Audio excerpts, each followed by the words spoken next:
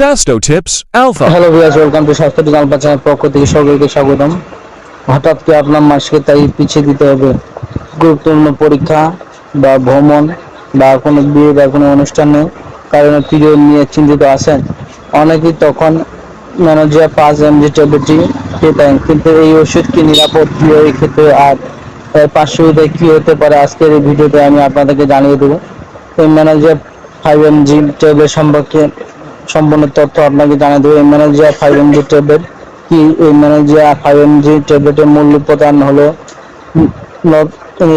এটি একটি systemic progesterone hormone, যা নারীদের বিভিন্ন মাসিকজনিত সমস্যার চিকিৎসায় ব্যবহার করা হয়।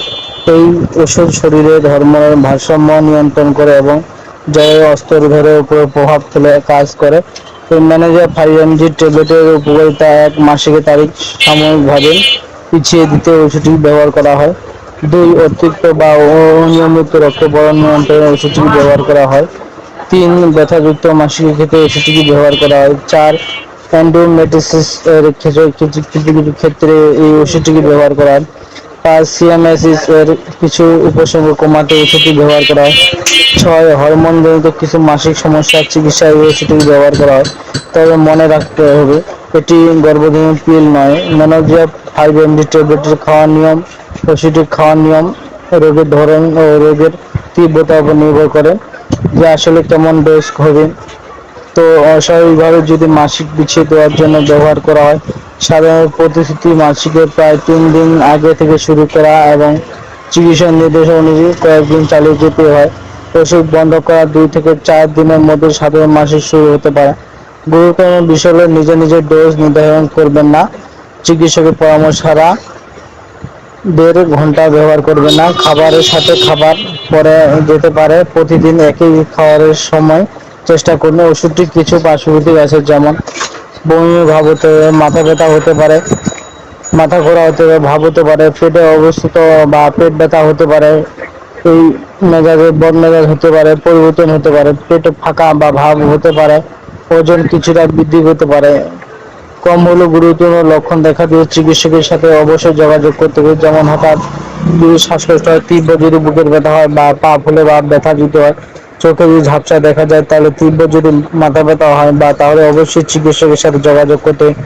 সতর্কতার সাথে আপনি এটি ব্যবহার করতে হবে। সতর্ক: আপনি যদি গর্ভবতী মহিলা বা সন্তানের মা হন, তাহলে অবশ্যই ওষুধটিকে চিকিৎসকের সাথে পরামর্শ ছাড়া ওষুধটি সেবন করতে হবে।